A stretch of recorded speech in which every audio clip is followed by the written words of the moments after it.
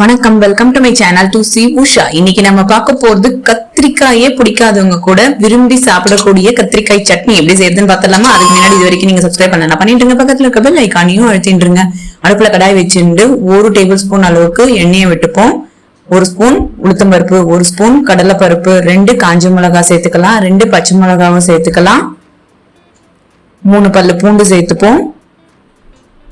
எல்லாத்தையும் வறுத்துடலாம். 1 வெங்காயம் பொருசா நறுக்கிந்து சேர்த்துடலாம், அதையும் வதக்கின்றுவோம். தக்காளி 1 அதையும் சேர்த்துண்டு வதக்கின்றலாம். ஒரு சின்ன பீஸ் புளிய சேர்த்துப்போம். கொஞ்சோண்டு கருவேப்பிலைய சேர்த்துக்கலாம். எல்லாத்தையும் நல்லா கலந்து விட்டுருவோம். இதுக்கு கத்திரிக்காய் நார்மல் சைஸ் கத்திரிக்காய் 4 சேர்த்துப்போம்.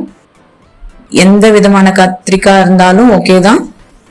கிரீனா இருந்தாலும் சரி, பிங்க் கத்திரிக்காய் எது இருந்தாலும் யூஸ் பண்ணலாம். 1/4 ஸ்பூனுக்கு மஞ்சள் பொடி, உப்பு 3/4 ஸ்பூன் அளவுக்கு சேர்த்துக்கலாம். எல்லாத்தையும் கலந்து விட்டுருவோம். 200 ml தண்ணியை விட்டு இது 5 நிமிஷம் மீடியம் ஃப்ளேம்ல வேக வச்சு எடுத்துக்கலாம். 5 நிமிஷம் ஆயிட்டு இருக்கு. காயெல்லாம் நல்லா வெந்துட்டு இருக்கு. இப்போ கொஞ்சோண்டு கொத்தமல்லி தழைகளை சேர்த்துப்போம். 2 டேபிள் ஸ்பூன் அளவுக்கு துருவின தேங்காவை சேர்த்துக்கலாம். இது டேஸ்ட் நல்லா கொடுக்கும் நம்ம சட்னிக்கு. எல்லாத்தையும் கலந்து விட்டுடலாம். இது போதுமானது. அடுப்பை ஆஃப் பண்ணிடலாம். ஆறுனதுக்கு அப்புறம் மிக்ஸி ஜார்ல சேர்த்துருவோம். இதை நைஸா அரைச்சி எடுத்துன்னு வந்துருவோம். அரைச்சின்னு வந்தது இப்படி இருக்கும். இதை ஒரு கிண்ணத்துல டிரான்ஸ்பர் பண்ணிடுவோம். இதுக்கு தாளிச்சுன்றலாம்.